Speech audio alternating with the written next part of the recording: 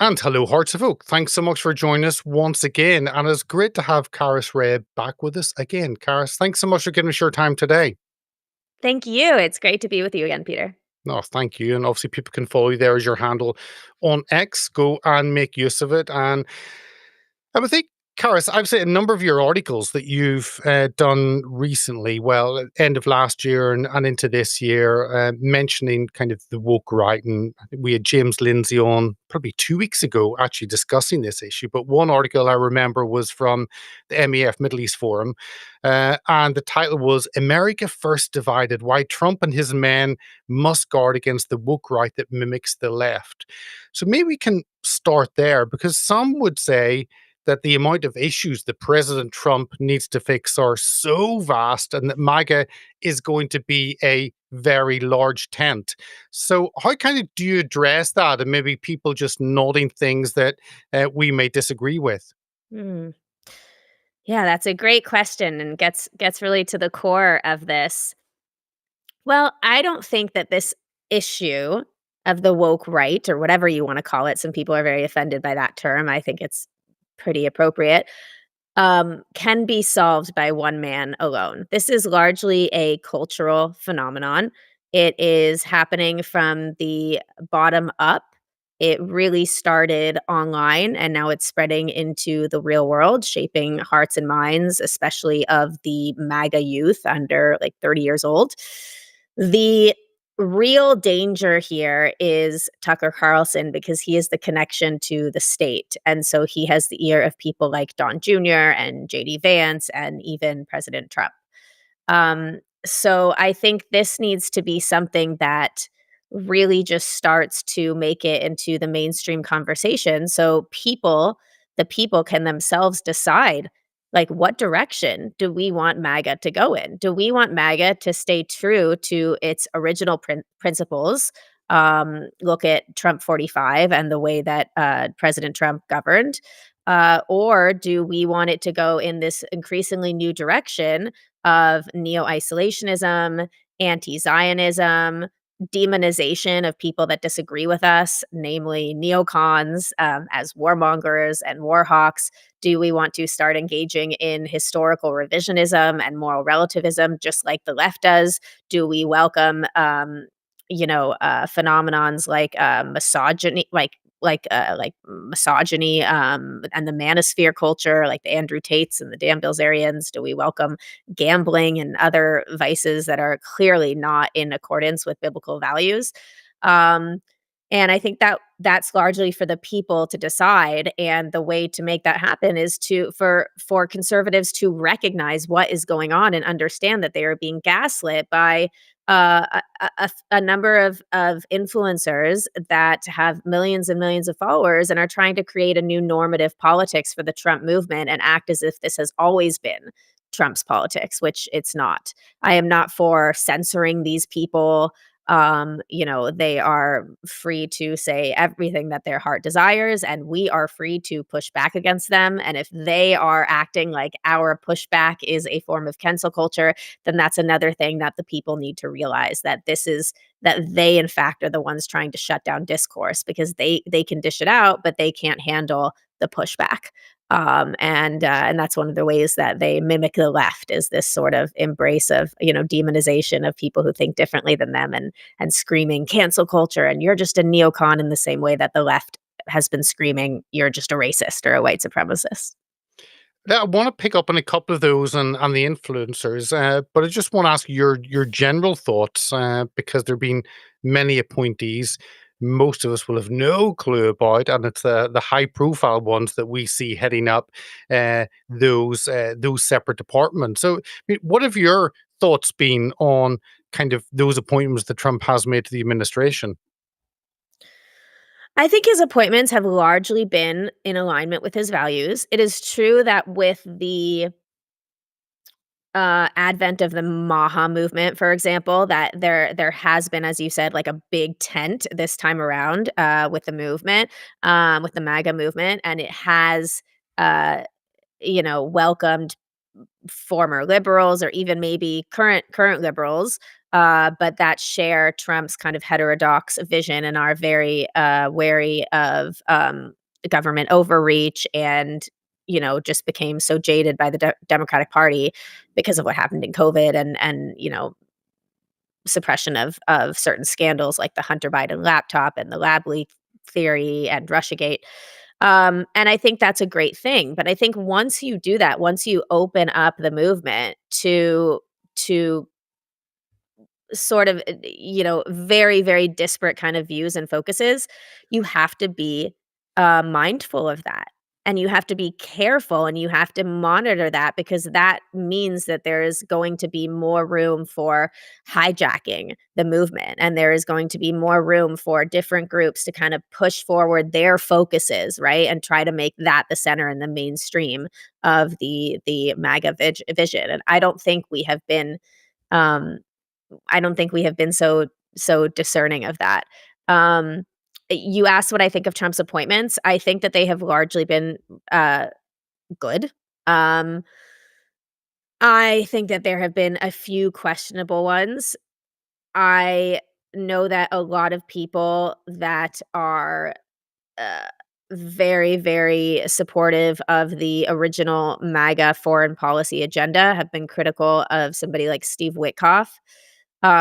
I think that Steve Witkoff, while he has the best intentions and really does want to, um, govern and act in accordance with Trump's principles, I simply think that he's really way over his head.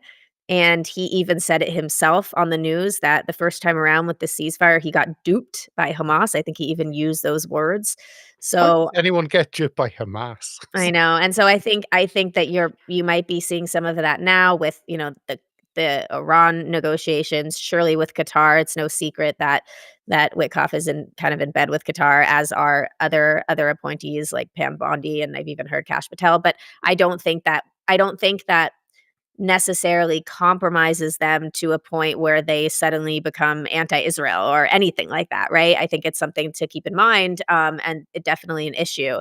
But I think the bigger problem with somebody like Witkoff is not even um, his maybe naivety going into these very complex negotiations with like rogue states. It's the fact that people on the woke right have essentially embraced him and decided that he is their champion, that he is like another like Thomas Massey or Marjorie Taylor Greene, which is just not true at all. And what happens, and this is only because they like that he's really trying to make a deal with Hamas and with Iran, whereas the woke right would consider some of the hawkish parts of MAGA, war hawks and just wanting war. When in reality, we know that that's not true at all. We just want to be able to trust and verify Iran, which we wouldn't have been able to do under Obama's JCPOA of 2015. But regardless, and so the problem with that is when they take up this a guy like Witkoff as like their representative, that's something that Witkoff embraces. He says, "Oh my God, look at all this criticism from MAGA," but then here is this subgroup of MAGA, like the Tucker Carlsons and everybody under him that are embracing me and love what I am doing, and so he can then kind of go in with this crew, and then he starts repeating their talking points when he goes on the news and he goes on their shows. And he'll come on the news and he'll be like, "Oh, any criticism of you, is just like, it's just the neocons or, and people who don't like me just want war, and since Trump uses that language sometimes as well as he did in the first administration, you see that kind of trickling up and people don't understand that there's something very sinister behind this. And look, I am no neocon, so I'm not saying that neoconservatism is the brand, is Trump is the MAGA brand. It is absolutely not. Trump is not a neoconservatism, but as much as he is not a neoconservative, um, is mirrored by how much he is not a neo-isolationist. Like, those are 2 sides of the same coin, and he is neither one of those. He is smack dab in the middle, advocating for foreign restraint, but also peace through strength, and the strength is a huge element of that, of wielding a big stick, of making your enemies fear you, and understanding that the only way that they will fear you is if you They think that you are prepared to follow through on your threats. Nobody thinks that you're prepared to follow through on your threats if you have declared that you are a non-interventionist. That just gives our enemies free reign to go in and take Taiwan and take Ukraine and take Gaza, understanding that that is the first step in eventually coming to America.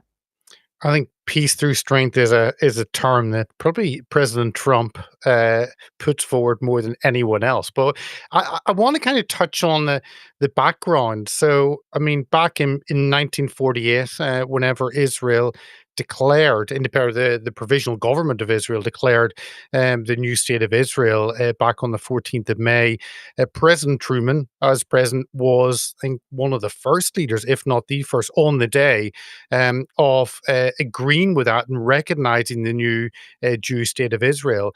But I don't think that America started supporting Israel financially or militarily on that economic side until probably the early 70s. Now that their values are aligned in terms of freedom, in terms of the democratic values you see in Israel, is really many of the values that America have. Mhm. But yeah, there wasn't that financial support, and I think we've been told that since the day America was born, it's been supporting Israel financially. That's not the case, is it? No, not at all. In fact, Truman was very hesitant to support Israel. He kind of had to be convinced. And the State Department has notoriously been anti-Israel and kind of more admiring of the Soviet Union and the way that they did things. And there's always a lot of spies within the Soviet spies within the State Department, and especially in like the 60s and 70s. And it's no secret that while other branches of government may have been more sympathetic to Israel, the State Department, which wields a lot of influence from its beginning, has not taken that position to the point where in 1948 there was an arms embargo. Israel did not fund. I mean, America did not fund Israel's war of independence. Israel got a lot of their armaments from their Czech Republic, which was Czechoslovakia, as well as France. But America was not their friend in the War of Independence. America wanted to stay out, and actually, people who sent arms to Israel from America had to do it completely covertly because there was a boycott of arms. And there's a wonderful book about that, actually, about the Jews in America that secretly and illegally supported Israel, tried to get military shipments to them during the War of Independence because it was absolutely not accepted, not acceptable, not legal. So yeah, that's a misconception that people have, that America's always just been kind of wrapped around Israel's finger. It's true that like you said, the values have always aligned, and that is why even at the beginning, America did declare its support and its recognition of Israel. But economically, that didn't happen until later, and also one of the reasons why it happened in the 60s and 70s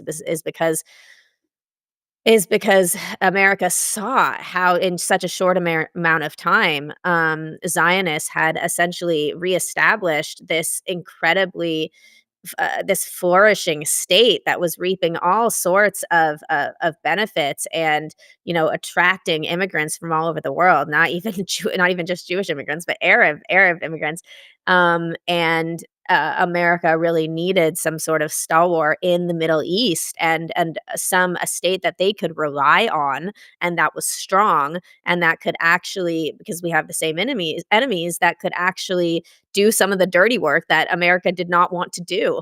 And so it completely made sense that America would start helping Israel economically in the 60s and 70s. I mean, after the Six-Day War, the whole world looked upon Israel with awe. They just could not believe that they had managed, in 6 days to, after fighting a defensive war, that they could end up advancing and taking like the entire Sinai and Judea and Samaria and Gaza. I mean, Israel came out victorious in a way that, just like in the War of Independence, people would have never suspected that it would, because it's such a tiny country with not so many people compared to its Arab neighbors.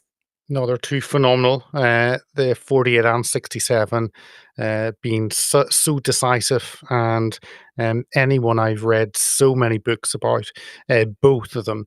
And watching this small new state actually being able to survive against everything around it. But I mean, so for the last 50, it's strange because Israel seems to have some support, more or less to a degree, whether it's Democrat or Republican. Now that varies, of course, but it's not like abortion where the Republicans come in and cut off funding, where Democrats come in, turn on the tap again. And that's one of the first piece of legislation that's always done, I think, between administrations.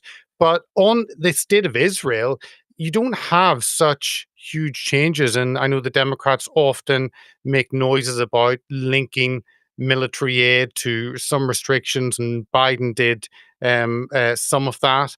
But it's kind of general. Is that a fair point? Because it's not so much anti-4; it's much more fluid. I think that until recently, there has always been sort of a bipartisan support for Israel. It was recognized as being consistent with American values.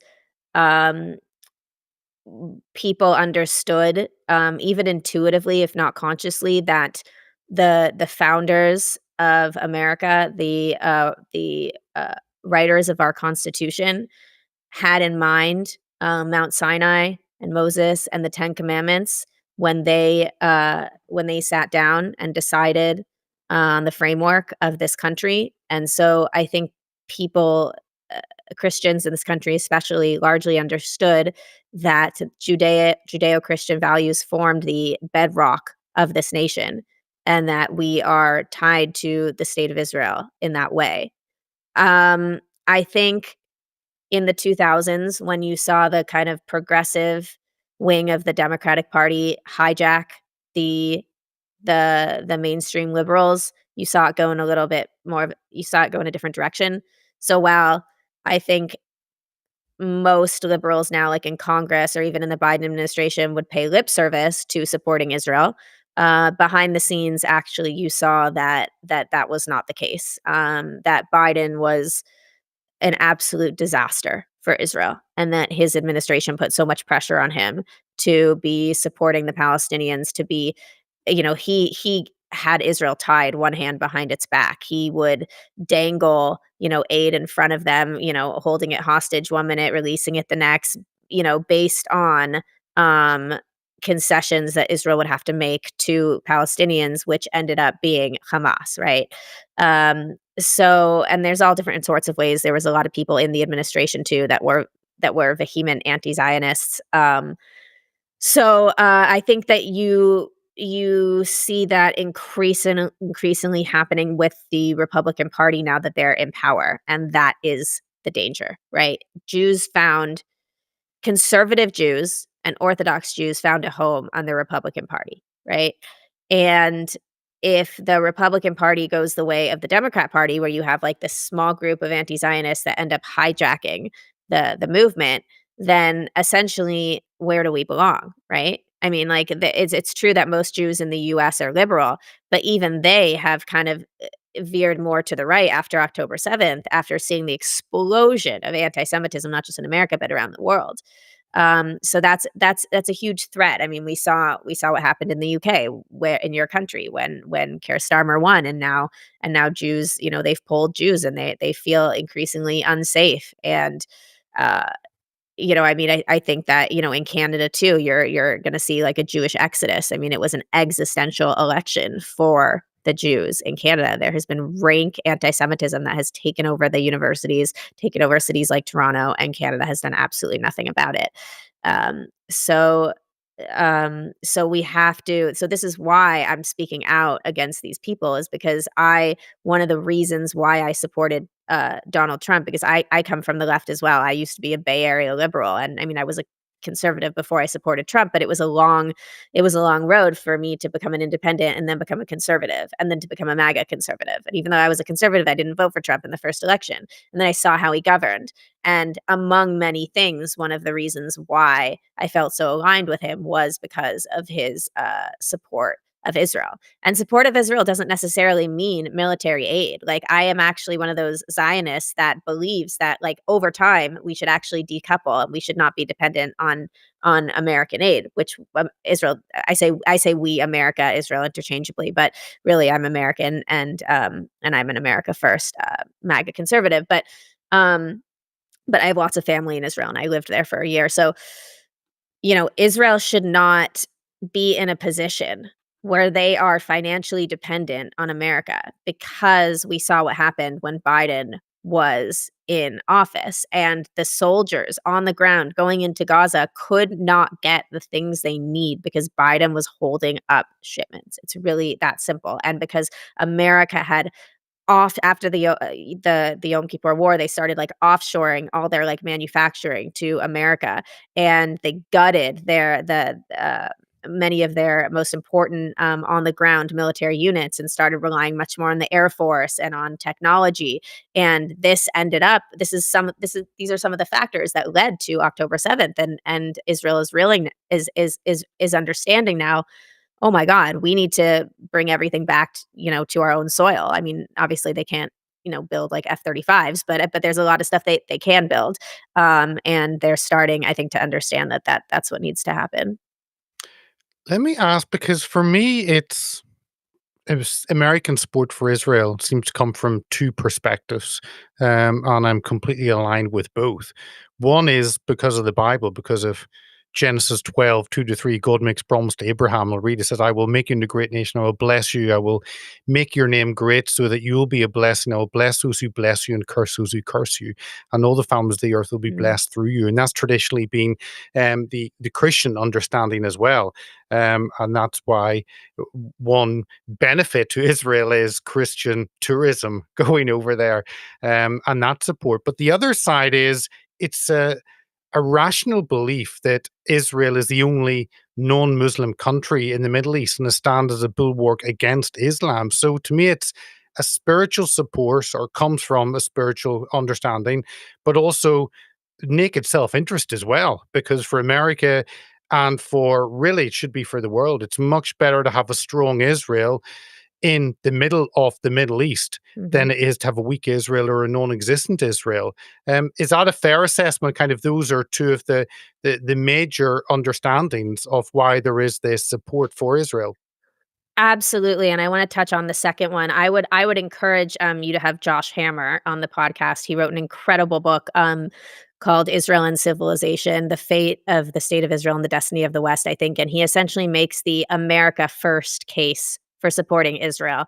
And he talks about how having a strong Israel actually allows America to focus more on in other theaters that are more threatening to them than the Middle East. Like, we all know that our biggest enemy and our biggest threat is China, really, more so than Iran, more so than Russia. Okay, like China on all fronts is threatening the sovereignty in America in ways that most Americans have no idea about.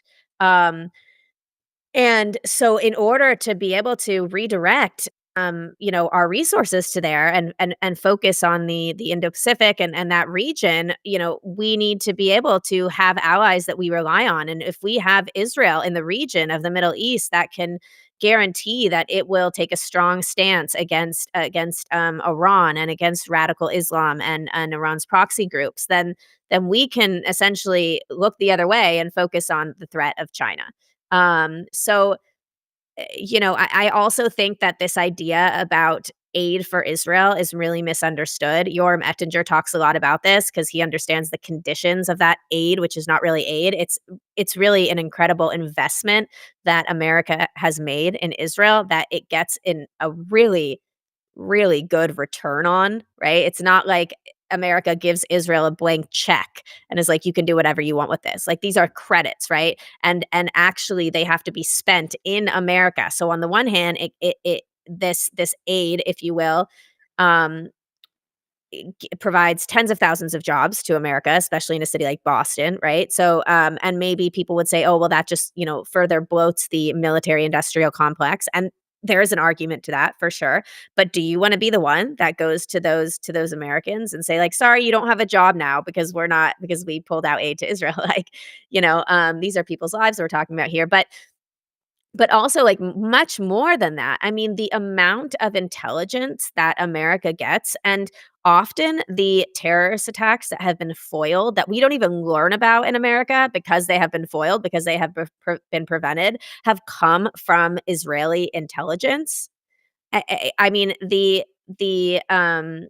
amount of, sharing that Israel does, even with our, like, military manufacturers on how to perfect, and improve our weapons. I mean, like, you can't even put a price on that. If you go to some of these companies that are, building like F-35s or F-16s, they will tell you that like, it would have been to get the know-how that Israel brings, because they just rely on Israel, not intelligence in the governmental sense, but actual intelligence, right? Um, they say you can't put a price on that, right? Because what happens is that America will, like, for example, they'll build something, they'll send it to Israel. Israel will use it. Israel will say, "Oh, you really got to fix A, B, C, and D," right? And then America will update it. So, I mean, Israel saves America billions and billions of dollars just with their know-how and the information sharing that we get from them. And that's just honestly scratching the surface. If you wanna know, like, really what we get from Israel, like, I would suggest reading Yoram Ettinger because he has, like he's visited, like, plants where all of our, like, defensive and offensive weaponry is created, and in every one of those institutions, like, they will tell you that they speak with Israeli counterparts to help them in their manufacturing. Let me it's, I want to cut because you've got qualitative military easing, I think is the term I've read, and that is America's commitment to keeping Israel's military above those around because it's beneficial to it's beneficial to all of us. And despite obviously we've seen Trump's tour of the Middle East in the last week, excluding Israel, and those huge arms deals. But for me, that is again is important for America's position because you've got the biggest deficit in the world, so you need to pay that back somehow. But you got that, but that qualitative military easing makes me think actually, despite doing deals with those countries that America's kind of always done to some degree, it still has that commitment to making sure Israel militarily either gets equipment first or gets updates first or Right, restrictions in other countries buying. So that remains despite what we've seen the last right. week. Right. The quantitative military edge, I think they call it. I completely agree with you. Look, I'm in a lot of, WhatsApp groups with Israeli influencers and activists and advocates, and or even just, Zionist activists. And people are really freaking out about the fact that Israel was kind of seemed to have been sidelined by this Middle Eastern trip. I don't feel this way at all.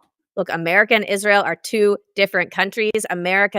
It's true that our values are shared by Israel, and it's true that especially in foreign policy, many of our strategic goals are the same. But that doesn't mean that we have our own interests that we have to take care of. And these investment deals are so necessary. I think that Trump is so smart, being so smart about this. I think it's okay for Israel not to be the center of attention on this trip. Like you said, there are other things that we have to take care of. And yes, some there are some things that Trump has done or said that I don't like, that make me concerned. I don't like that he accepted this 400 million, plane from Qatar, acting as if it's a free gift. Nothing is free with Qatar, not to mention that it's going to cost the taxpayers millions of dollars to like outfit it and get it ready for, Air Force One, which will be used for like a year and then it will just go in the presidential library.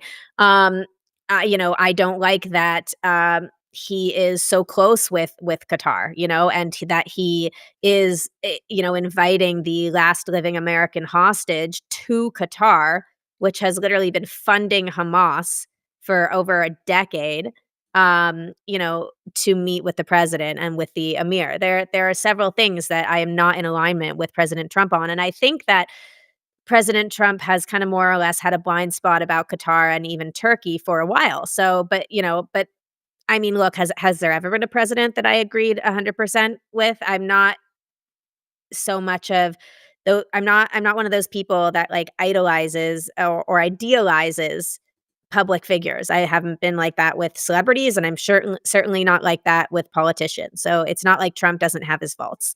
And if I could change that, I would. But I don't think that this trip signals what many Zionists that I have been talking to are scared that it signals, which is like a redefining of the relationship between Israel and America. I do not think that's the case. I think the woke right is also pushing that narrative because that's what they want to see. And so the more headlines they can put out, like, oh, Trump snubs Netanyahu, or Trump has a secret conversation about decoupling with Israel, whatever. This is just all rumors, hearsay. I haven't heard any evidence to actually back that up. But the more headlines they can put out like that, they are hoping that it is true. I think that we will see what happens over time. And right now, I'm more worried about Trump's relationship with Qatar than I'm worried about Trump's relationship with Israel. Is it about money? I mean, not only with an administration maybe cozying up to some countries, but is it about money, especially with some of those influencers? Because I mean, if I was offered a plane for $400 million, that could be a breaking point for me. I don't know, but and hopefully it will actually make Boeing actually build proper planes that don't actually fall apart. So hopefully it'll have an impact on that.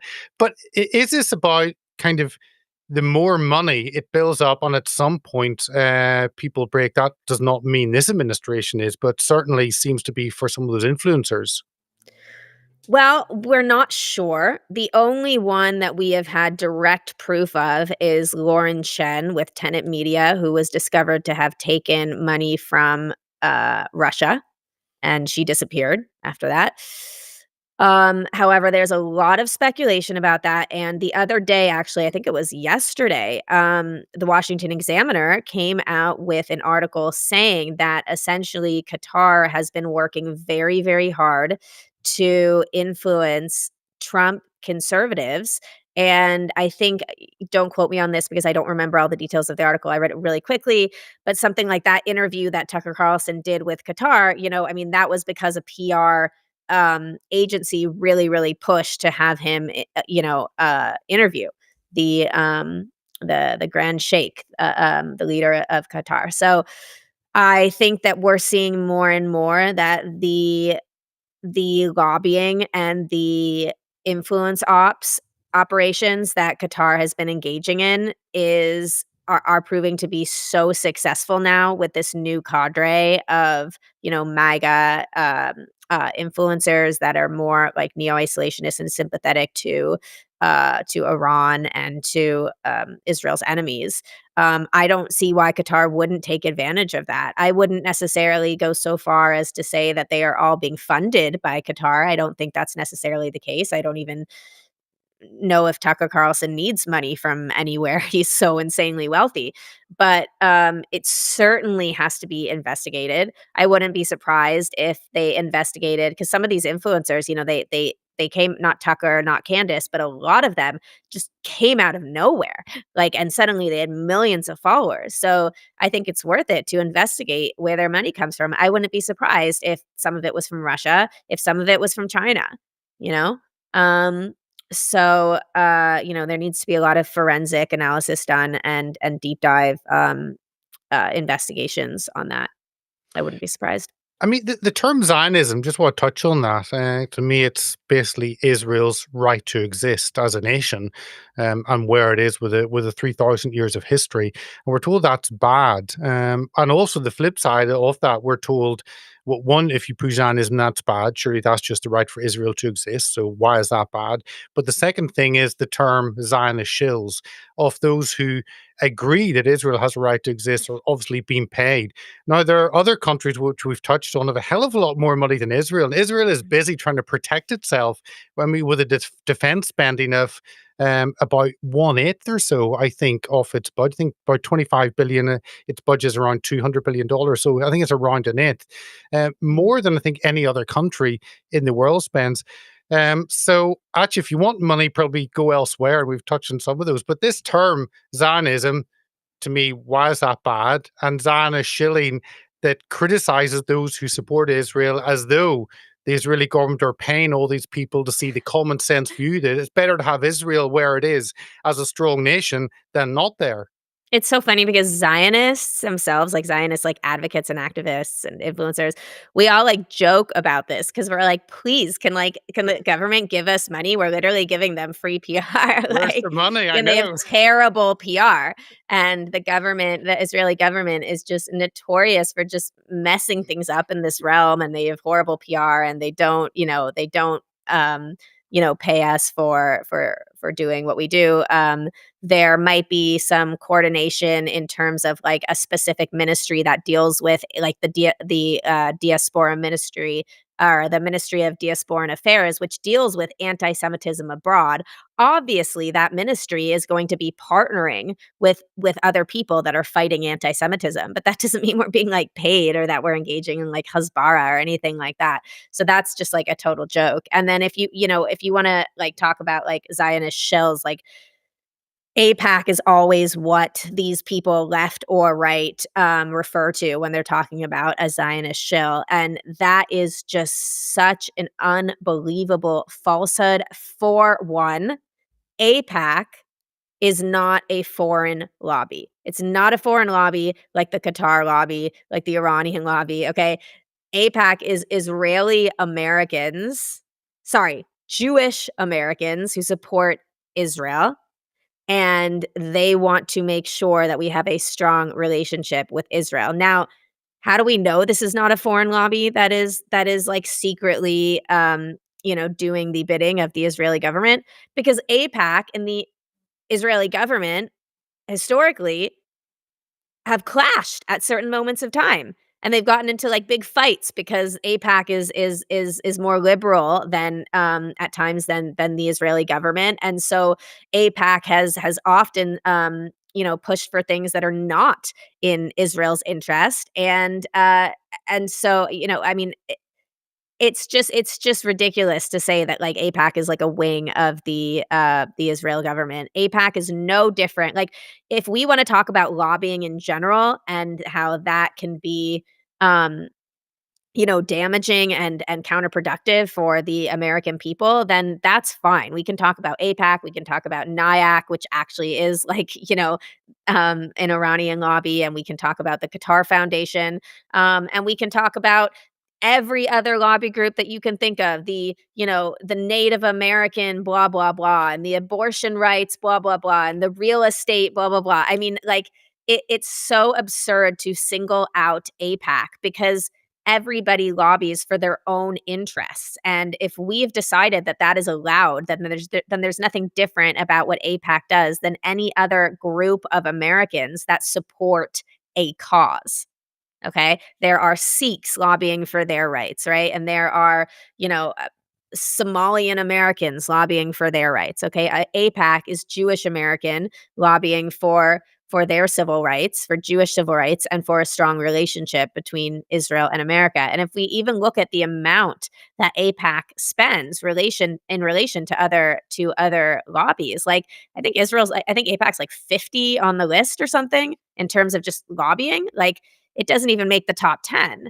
And it's just so ridiculous when these people like Thomas Massey, or whatever, Tucker Carlson, are like obsessed with AIPAC, and they say absolutely nothing about actual foreign lobbies that are like pouring billions of dollars to influence our universities. I mean, you can't go a city block in this town in DC without Qatar having tainted some sort of building with their money. Like, they sponsor the, congressional baseball game.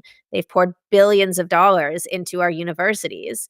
I mean, and it's really sad to see some members of Congress, which used to be tough on Qatar, suddenly they're like, "Oh no, like if you are calling out Qatar, that means you're Islamophobic." Like, where did that come from? Like, are you know?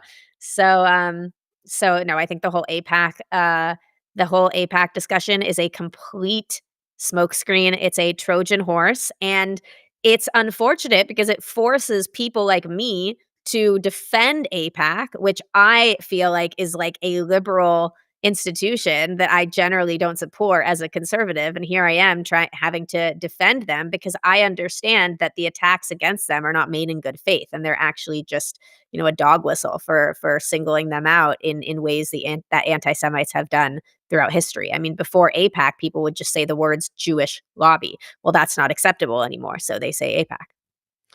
Let me just finish off on one final thought that I think addresses these attacks from parts of the MAGA crowd. To me, I see modern day Israel as a miracle, and we talked about 48 and 67. 67 more is just utter genius. So look at that and read it and understand. Israel should not exist. It really should not exist. And for new country to win all those battles is phenomenal. But for again, Israel shouldn't exist, but exists some kind of miracle. It shouldn't have the most feared intelligence agency in the world. It's a miracle.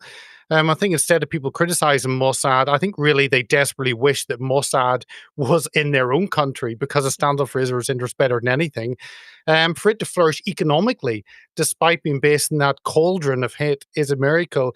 I think those who attack Israel would be better. It's like going to a race and not training and complaining that everyone else does better if you haven't put in the work. Israel has worked hard. It has to work hard because its very existence is on the line. And therefore, it's managed to succeed through strength, through grit, through effort, through vision. Maybe if other countries had that same approach, they would also succeed. So I think this is more Israel being desperate to survive as opposed to Israel controls the world. To me, the Israel desperate to survive, that makes more sense than anything else. There's no doubt. I mean, if people look on a map, they're gonna see that there is this little dot the size of New Jersey surrounded by gigantic countries, and this little country of 10 million people where half of the world's Jews all live, as well as, 20% Arabs and the rest, Christians and other religions. And you're gonna tell me that these people have this like outsized influence over the world, like when they are surrounded by enemies that are trying to wipe them off the map. I mean, it's absolutely absurd. But that's how it's been for hundreds of years. Wherever Jews have gone, they have been the focus. No matter what little percentage of the population they make up of any country, they've been the scapegoat. They've been the ones that people blame for all their problems. I think they did a poll a couple years ago, and they asked Americans what percentage, like, of Jews make up the American population, and like on average, people thought 30% of America was Jewish, If when only. in reality, it's like less than 2%. It might be 1%. You know, so that just goes to show you. And I think it Israel. One last thing, I will also say, like, Israel is a model for conservatives in the West that are trying to preserve some sense of like national pride and biblical values. And this is why, populist right wing groups like the Reform Party in the UK and AFD and the Swedish Democrats and the Vox Party are so aligned with Israel. It's not only because they, are both trying to fight against, radical Islam. It's also because they see Israel as like a bulwark against this like neo-Marxism and this wokeism that has affected their countries.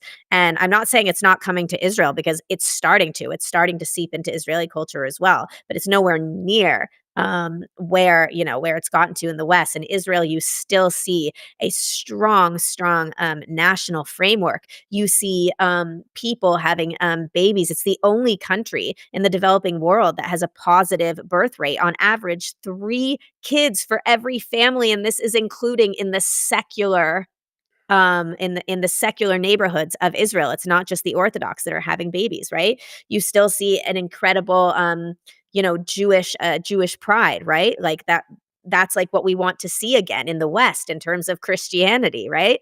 Um, and so, I mean, look, you go to Israel and you'll experience this firsthand. You'll see how the country kind of shuts down on Shabbat and everybody comes together and they pray and they get off of their phones and they look into the eyes of their family members and their friends. I mean, it's a beautiful democracy that is centered around, Jewish religious values, and that is a model that people in the West are seeking to emulate. And so that is one of the reasons why we should we should ally with Israel, not just in America but throughout the West.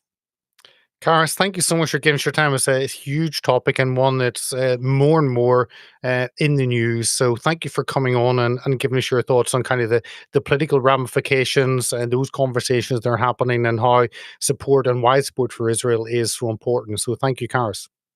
Thank you. It's great to talk to you, Peter.